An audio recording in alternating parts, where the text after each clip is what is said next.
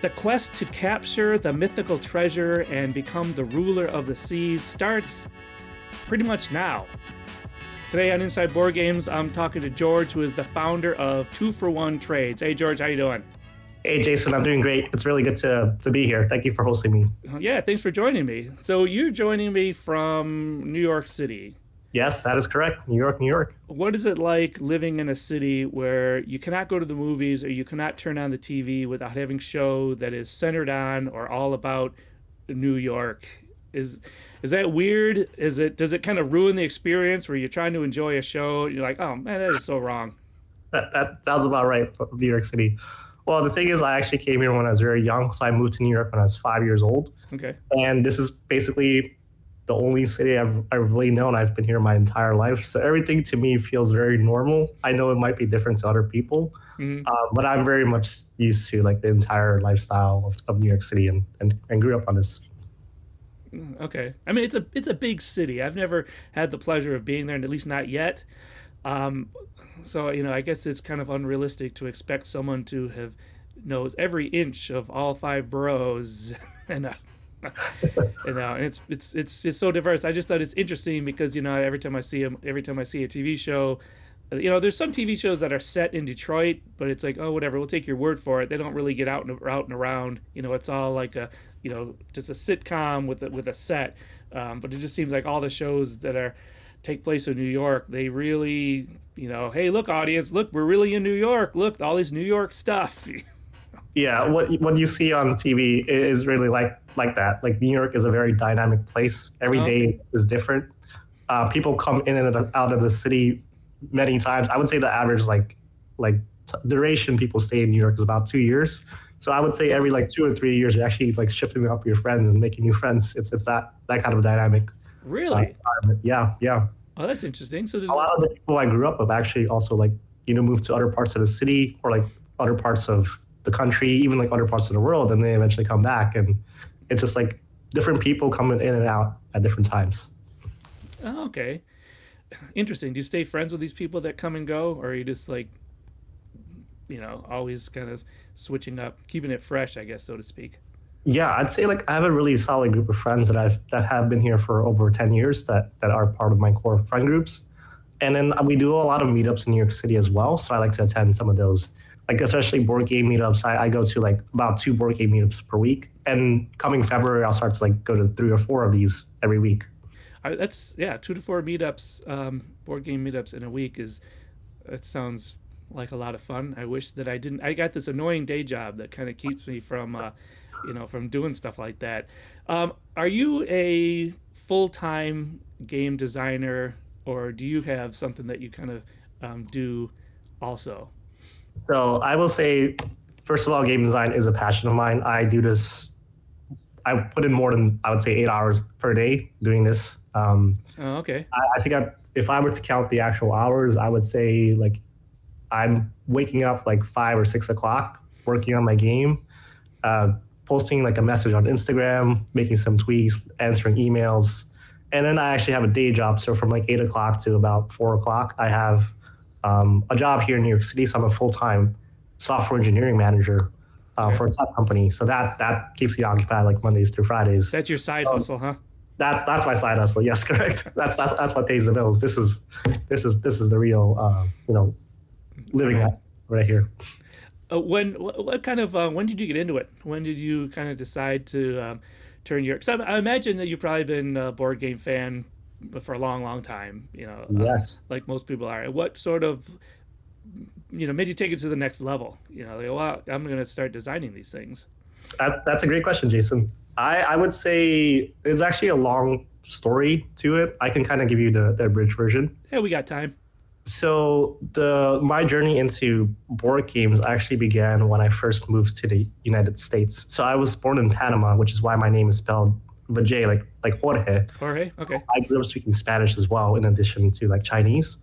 And when I first came to the United States, I didn't know how to speak English.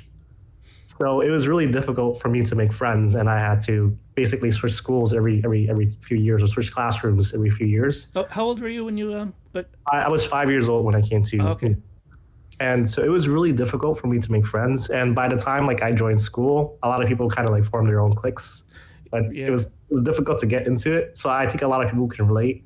You know, growing up was tough, especially because I was really into like nerd culture, which I'm not ashamed of that. I love it. Right. Yeah. But like the reason why I loved board games was because that was how I first was able to make friends. Like I grew up playing checkers, chess. We had this other game called Chinese poker, and that's like when everyone felt like, oh yeah, we got to get more players. So naturally I wanted to join. I was pretty good at games, so I found myself, you know, doing very well when playing with other people. So it Okay. also made me feel very comfortable and confident. And that's actually how I started like making more friends and just like playing games like Pokemon cards when I was younger, getting into Magic the Gathering afterwards, and then like Yu-Gi-Oh, and that just like started all of this from my early childhood into like the games I play today as well. Okay. They say that I've heard said that really good game developers or I don't know, people that design the best games sort of have a background in like the Magic and the Pokemon and things like that. Just sort of the mechanics and the mindset, sort of, I don't know, opens your mind or broadens it a little bit. That is good for game design. Yeah, especially the imagination and just like the color of it, like the whole, I don't know, the whole experience of it. I still find it really magical and really incredible that we have these things and that people really take the time out of their day to play these games. Right.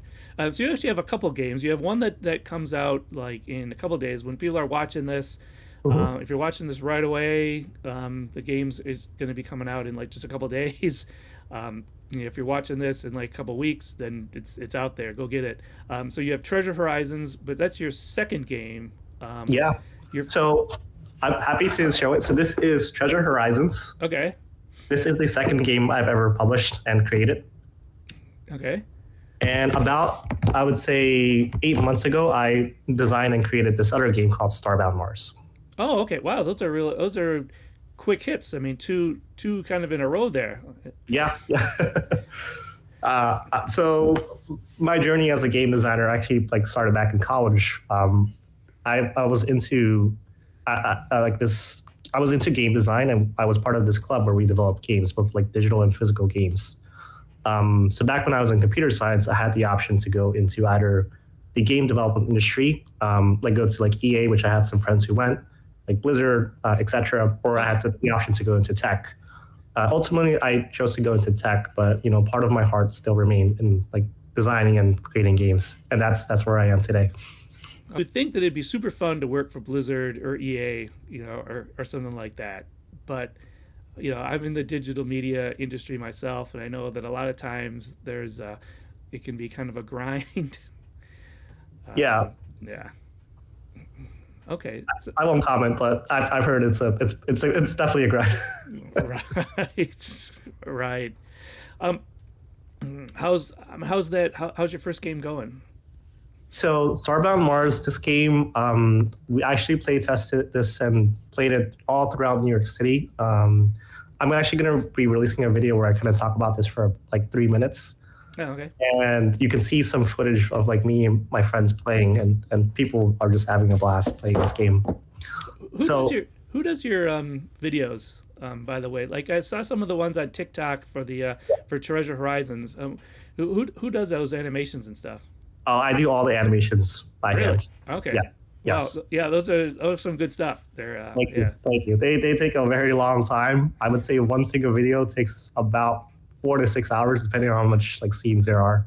That's that's why you don't have 100 videos on your No, TikTok. no, I spend my weekends, my Saturdays, and my Friday nights making these games like late into the hour. These videos for the game. Right. Okay. Well, tell me a little bit about Treasure Horizons, which is the latest one. 'Cause I want to hear about that one, and because that one's looks kind of intriguing. All right, so let me show the box again. Treasure Horizons. This is a game where it fits two to four players, and essentially it's a game where you have to capture each other's treasure. However, when you play the tiles, it's played on a hexagonal, 19 tile hexagonal board, Okay. and you each player is dealt anywhere from 4 to 8 tiles, and these tiles have three different like abilities. One is a decoy, one is a treasure, and one is a trap. So the goal of the game, and every player has one single treasure, is to get every other player's treasure. Okay. But you play your tiles face down, so you don't know where the other players are putting their treasure. Okay. So you have to find the treasure either from the board or from their hand. And the way but it's not that easy because you also play traps. And if someone moves your ship onto your trap, you get to take one tile from their hand. So it's Okay. also like a guessing game, and you have to like psych out the other opponent and like see where they would put their treasure. And then Okay. the last tile is a decoy. So the decoy has no effects, and when you basically take a player's decoy, it just goes back to their hand. Same with the trap. The trap gets reused and goes back to your hand. So it's a game that I would describe as kind of being like a more dynamic version of like chess. It's not very technical, so you don't have to like spend months studying chess, for example.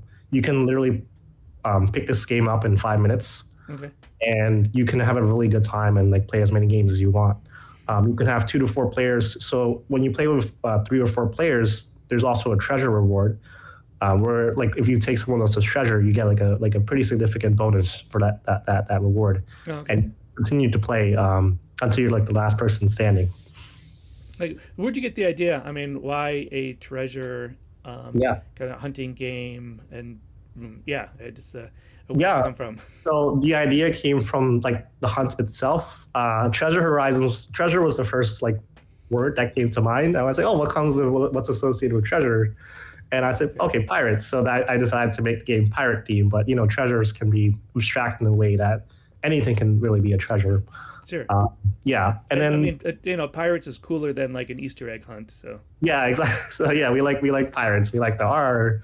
Uh, and I would say to answer your question, I've been a really big fan of games like Civilization. It's like a big digital board game, and so okay. that's where I like the idea of like hexagonal tiles, and more so than chess, which is like 2 dimensional. This is like a little bit more than 2 dimensional. It's like uses 6 sides. So I really like that like extra dimensionality of navigating through hex tiles, and I got that from Civ, like playing I don't know thousands of hours of Civ. And then I wanted a game that was a little simple, that was easy to learn, but really had fun mechanics that people can really enjoy and play again. And I said, okay, I like games that you can flip tiles over, and so this all came from like games like Resistance, where there was a little bit of guesswork and you didn't really understand like what the other players were trying to do, but you like got more information as you played the game. So I like games that kind of develop and unfold and kind of creates its own story as you play the game. It's funny because usually story-driven games are longer games to Mhm. play. I know that yours is like I think you say is like 15 minutes to Yep. play. Yep. Which is cool. I mean, I love the games that you can play a whole bunch in a night, especially the competitive ones. Yeah. So it's just interesting because you really like the longer story driven, but the one that you've designed is kind of a Yeah. shorter one. Yeah. So I like to talk about the story.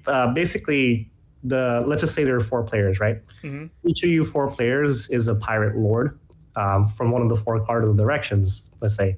Okay. And you're all trying to find each other's treasure so that you can combine the treasures and become like the ruler of the seas. That's the whole premise. And then when you capture another pirate lord's treasure, you actually gain a very powerful ability. You get to use any ability for the pirate lords. Um, yeah. Okay. Yeah. Tell me about some of these abilities. Oh, okay, I would love to. So there's 4 characters, and each of the abilities actually correspond to one of those 4 abilities.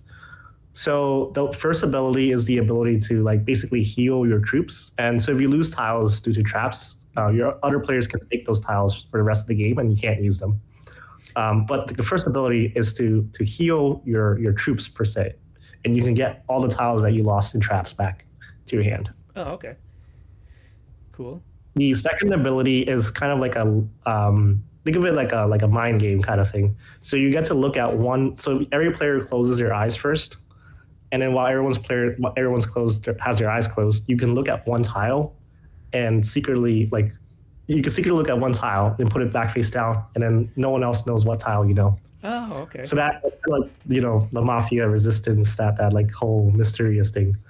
Um, Right. and then the other ability is the ability to return one tile from your any tile back to the owner's hand. So this is has to do with hand control. And you can return your own tile if you want to get more tiles back in your hand, or you can return someone else's tile back to your hand if there's a strategic location on the board that you want to take over without like falling into a trap.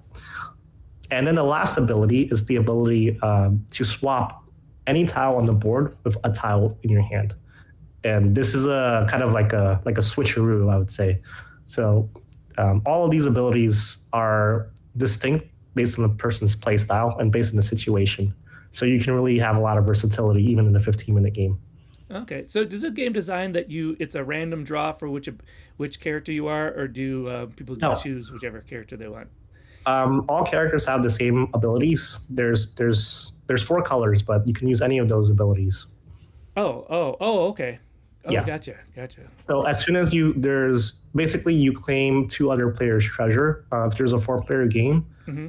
every time you claim a treasure, you get the ability. So you can use a ability twice in a four-player game. In a three-player game, you can use the ability once. And then in a two-player game, the ability they don't exist is more of a neutral game.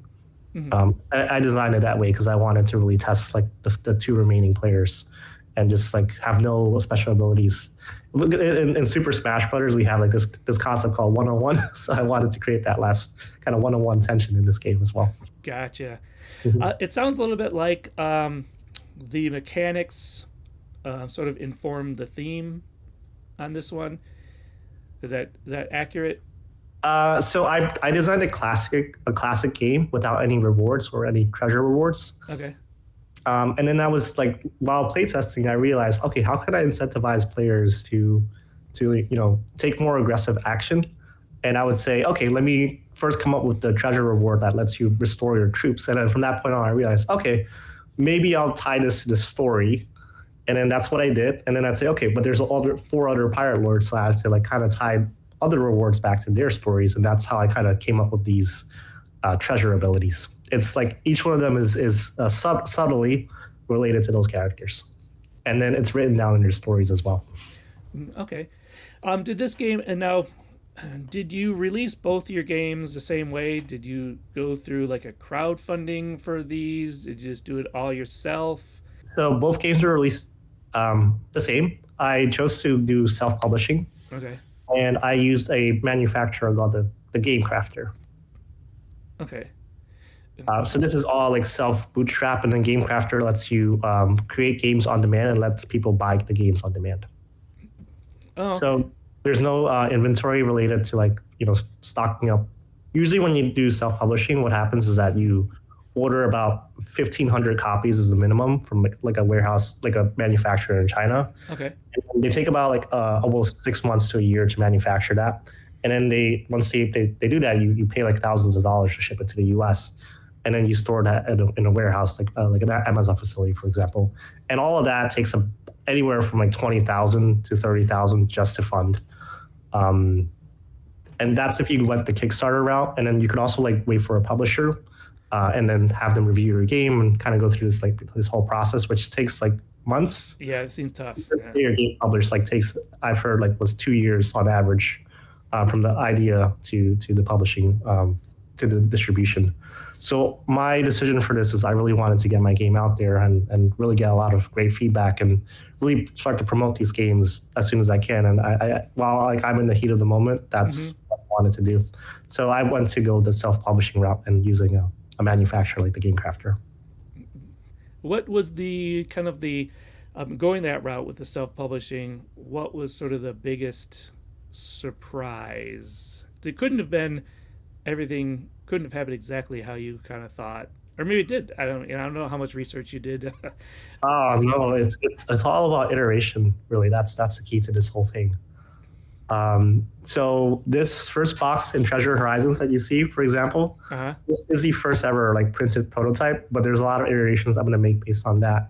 So if you can see, like some of the icons here are too big, And then like the text here, right? The text is massive, so I'm going to actually reduce the size of the text. I need to add certain symbols to the back of the box, like choking hazard symbols, like the CE symbols for like European exports. Okay. All of these things are things that I still need to add. Even the rule book that I have here is like very plain. I just wanted to see like the font size, how that would like fit with everything. But it's all about like getting the manufacturer to print you a copy, looking at it, and then making very quick iterations, and then making those updates very quickly in the website.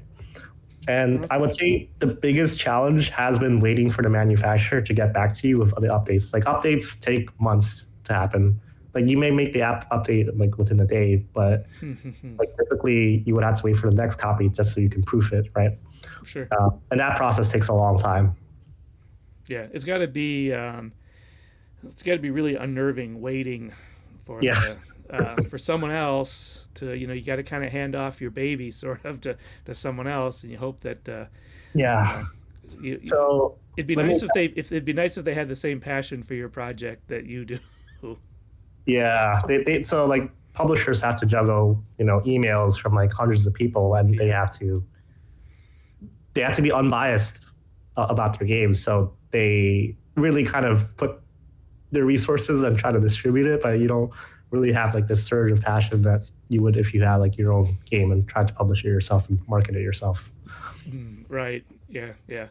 It's because on Monday, February 5th, for you, that's release date. But for that, it's Monday, Yeah, it's a business day. It's like, oh yeah, we could have another Sunday, but yeah, we're back to work. Right. Well, I guess also, that's the trade-off.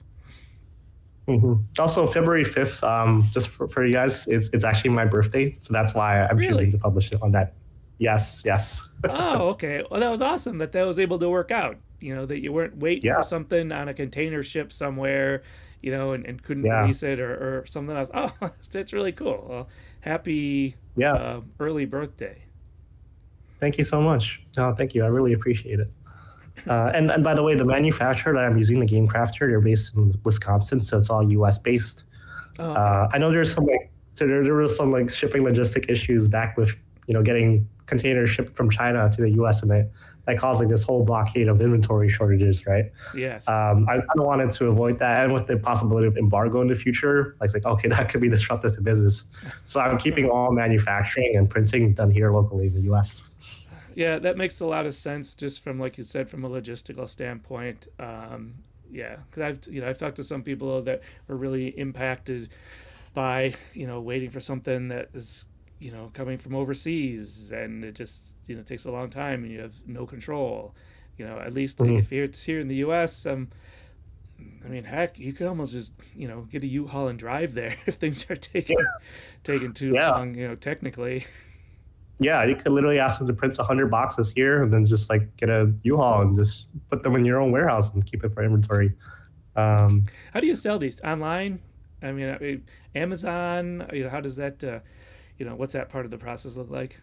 So I'm not quite at the Amazon e-commerce scale yet at the moment.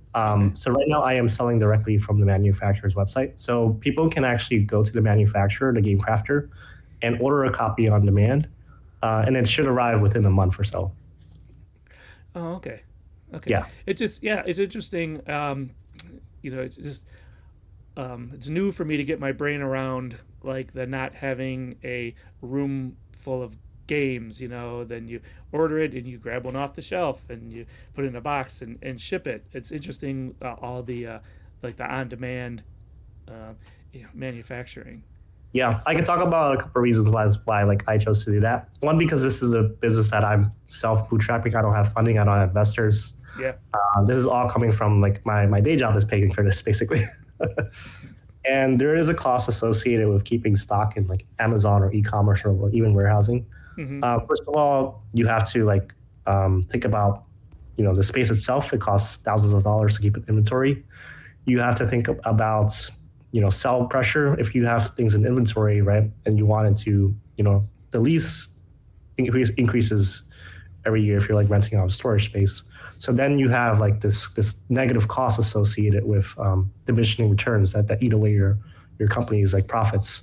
However, if you shift everything to on demand, you only print copies when you need them. Mm-hmm. The one trade off with that, however, is that it is much more expensive to print on demand. Obviously, if you print from bulk in China, like order 2,000 copies, it's going to be way cheaper and way faster and more efficient to produce than like having a manufacturer here locally, paying U.S. salaries, having to print one single copy, like set up their entire process just to print one copy. Mm-hmm. That's going to like make the costs much higher, and that's the trade-off. Yeah. Do they do because this is more than just it's not just a card game. There's the tiles, Mm-hmm. which is, I mean, it'd be interesting to see their manufacturing process. How they can, do all that because they're, I mean, kind of custom making. Mm-hmm. They don't know what orders they're going to get in a day. So I'd be interested to see how agile their manufacturing process is for, doing that. Can they do something like miniatures or dice or something like that? Yep, they can make any custom anything that you can possibly print. They can make it. They have 3D printers. They have like box cutters, well, like huge machines that like custom mold boxes. They have like very good printers. They have laser cutters. However, what I did is you can only print certain things. Like you can't ask for custom sizes, unfortunately. So everything has to be like a cookie cutter, right, of that same size. But they have a lot of things they can cut. A lot of different types of cookie cutters. Okay, yeah. So there's all right, yeah. So yeah, it's cookie cutter, but there's a lot of cookies. Yeah, a lot of types of cookies. You're telling people kind of directing them to the manufacturer's site for purchasing, not necessarily to like your website or not to like 2-for-1 trades. Yeah, I am actually making a website as we speak. That's one of the last things I'll be doing this week. The website is going to contain the rulebook and it's going to contain the tutorial videos. But at some point, I do want to turn that website into more of an e-commerce website where people can buy copies. So my goal is once I have enough funding, is to basically buy like copies in bulk from the game crafter. I'd say like around 100 copies at a time, and keep that in inventory. And then not have to like rent out a warehouse. And then every time someone orders, I can just use a local service like USPS or UPS and ship it over to them. I think it's a little bit more sustainable. And then when the time comes, depending on how all that scales and what the demand is, I might move to Amazon. Like once I really start to see like a lot of sales and a lot of demand for this game. So if this game does like really really well and your first game starts doing, would you want to in the future sort of go to, I guess, the traditional, you design a game and one manufacturer makes you a whole bunch of copies and then those get sold? I mean, would that sort of be the goal because you would have more? I imagine you'd probably have more profit in that way. You might have more control over the pieces, or is that not really? I mean, are you comfortable sort of designing your games to kind of fit with the process you have right now? Yeah, I would say a couple of things. One is I love the game design process. That's where I find the most fun and get to really be really creative. Mm-hmm. I have designed like there's 10 other games that I've like have in the back of my mind that I've like written rules for, but I never got the chance to like execute and build them. Okay. Right. So I really want to get back and go focus on those. However, right now my focus is on the marketing and the sales. So while I do that, I can't like do the other stuff. Right. At some point at large scale, if I can hire someone else, right, I would want them to be able to focus, one person to focus on the sales, one person to focus on like the marketing, maybe one person to focus on the art, while I focus entirely on like running the operations as well as like doing the game design itself. Sure. Who does your art, by the way? That's kind of cool art. I noticed on your first on Treasure Horizons, and on the other game. I'm sorry, I'm forgetting. I didn't write down the name. The cover I designed, I created all by myself. Like I used a bunch of inspiration from different things and created this in Procreate. Oh, okay. Yeah. Interesting. It's interesting. You have a really good balance, living your technical life, and then your creative life in here. It's kind of unusual for one person to kind of be doing both. And Yeah. you design these games all yourself. Do you have a partner or something that helps you out? So I do most of the work, but I have like a lot of my friends, especially the person I'm seeing, my girlfriend. She helps me with do a lot of the editing, and she does a lot of proofing. And she's like also one of my biggest critics, but also I really need her feedback. Yeah, it's really important to have someone that you can trust and can give good critiques and good feedback. Kind of in a safe space Hmm. because yeah, you don't you have blind spots to your own shortcomings, I guess. Yeah, So I would say like especially if I'm making art, I get really invested into the art I'm making, but sometimes it doesn't fit into the overall theme, so I had to like discard the art. So I'm very like disheartened when I ever have to do that. But they tell me, okay, you got to stick to the theme. And then what I do is I save anything else I create for a future game, and I focus on like theming that game based on art I created in the past. okay. Mhm. Yeah, I mean, art comes from the heart, so it's kind of hard to it's harder Yeah, to take criticisms on that than I guess some of the technical stuff, because the I, technical yeah, stuff, it's like, hey, look, if that doesn't make sense, I want it to make sense. I want it to be logical. Um, but when it comes down to like artwork and the creative stuff, there's more of a propensity to say, well, wait a minute, why isn't that good? yeah. I would say one of the things that I could list one example. Let me pull up one of these components that you can see here. So you can see here, there's a sword, and this is a tile. Yeah. And these are treasure chests, right? One thing is that the original art for this was not like this kind of simple icon. Okay. It was actually something that was hand drawn and hand like colored. But I had to throw that all away because a lot of it didn't really fit each other, and people like Oh. it was hard to understand what it was. Oh. And so Okay. even before like I came up with the idea of a trap, like I was like, okay, what could be a trap? It could be like a treasure opening or like explosion. So I had Hmm. like a design for that, like a rough sketch. And then I had this. I got okay. What else could be a trap? Oh yeah, two people ambushing you with swords. So I decided to go with this approach. But there's a lot of unused assets out there in like my iPad. Well, Won't never see the light, but yeah, well, maybe they'll see the light in another game coming up. yeah, exactly. And I was going to ask you about that. You sort of mentioned it. It seems like game designers, they always have the next game too, that they're thinking of. And so, you said you got a bunch. Do you want to stay with kind of the I don't want to say simple. I don't want to say simple games because that I don't want to imply that they're like lesser. Do you want to keep going with the games that are faster games to play, or do you have any ideas for ones that'll be like a 2 hour sit down? Hmm. So the original game I designed, Starbound Mars, takes anywhere from 30 minutes to about an hour to play, Okay. depending on the number of players. What I learned from that game is that it's really hard to teach people all these rules in one sitting and promote the game and sell the game at the same time. So what I decided to do instead was because I'm just starting out is to focus on a game that's simpler, easier to teach, and easier to like market. And then when you can like really start to get your foot in the door with like publishers, like people like board game cafes, etc. Like once you get your name out there, then you can start to focus on more on like the complex games that require like more sitting and more.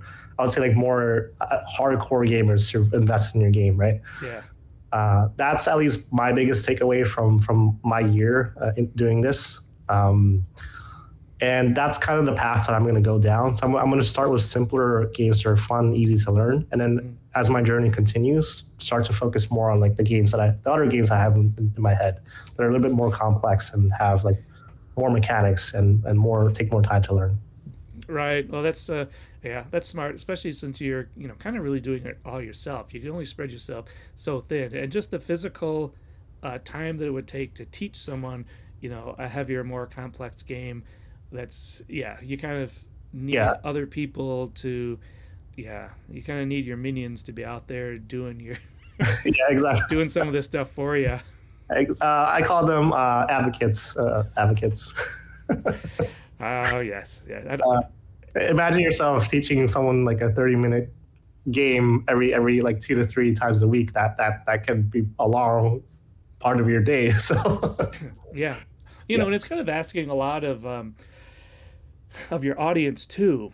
If you're trying to convince someone to, become an advocate of your game and to, convince them that they're going to love your game, it's kind of a big ask to expect them to put the mental time and energy to learn it. Now, I'm not saying that that's a lot of games have success doing that, but it's a kind of a crossroad and a choice you have to make. exactly. Um, so yeah. Yeah. So the best way I've learned to build up advocacy is to reach out to the community, engage with the community, reach out to like YouTubers. They're the ones who can really advocate for your game. Anyone who can publish in the medium, like yourself. Find a way to collaborate. So like you can give most people what they do is they give like free copies of their game and send it to the YouTuber.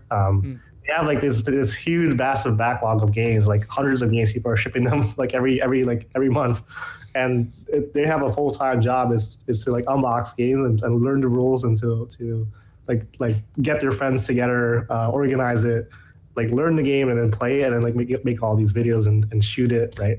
So there's a lot of like, things that they have to do. But if you can get your game in front of like a YouTube like reviewer or like a player, that's really the best way you can advocate because their channels have like thousands of viewers. Yeah, well, hopefully, because you're always running the risk that they might not like it. Yeah, you got to go through a pretty big backlog, so you got to incentivize them to put it at the top of their like their Yeah. Because every time we do a review or something, we always tell the person like, look, we'd love to, but we can't make any promises about giving like a good review.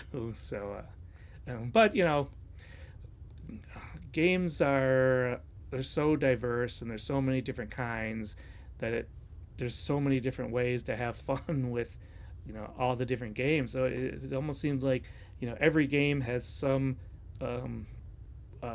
redeeming quality, something that makes it kind of a gem and unique from every other games. I've been playing games for a long time. I've been reviewing games on the channel for a long time, and I've not really run out of cool games yet. There's just more cool stuff coming out because it's such a passionate profession. Game design. Most people don't get into it to make millions of dollars. They get into it because they really love it, and that's a kind of product that really resonates with people, and I think that it shows. Yeah, I do want to say some things about this as well. Oh, sure. Like kids growing up today, whenever I see them, they're on their iPads, they're on TikTok, they're scrolling, right? Back when I was a kid, I made so many friends by playing board games, and that was truly one of the happiest moments of my entire life. Like just getting together, playing games. And to have kids not be able to experience that is really sad for me. So the reason why I am doing this, not to make money because margins in the games are very, very thin. Yeah. It's to kind of counteract this culture of technology, taking away our childhoods and kind of putting us in front of this screen where we're not even talking to each other. We're like we're like just scrolling and leaving comments, right? It's to focus, and one of my missions is to bring back like that joy, that physical joy of like playing with other people, gathering together, putting your phones away, and just enjoying the moment and really celebrating life with your friends and having fun. That's why I'm doing this, and I want to spread this to as many people as possible. Well, that's what it's all about. I think that's the perfect way to sort of. That's the thought that I want to leave people with on this Inside Board Games. I want to thank George for speaking with me today, and his new game is out. So I'm going to put down in the description the best place to that people can go and find your game. But also, look for George on social media. I'll put some of that down in there too, just to get to know him more, and that's where you'll find out about all his cool new stuff that's coming out, and we know that it will be. All right, well, thank you so much for hosting me, Jason. This has been really great. All right, thanks everyone for watching, and we see you next time on Inside Board Games.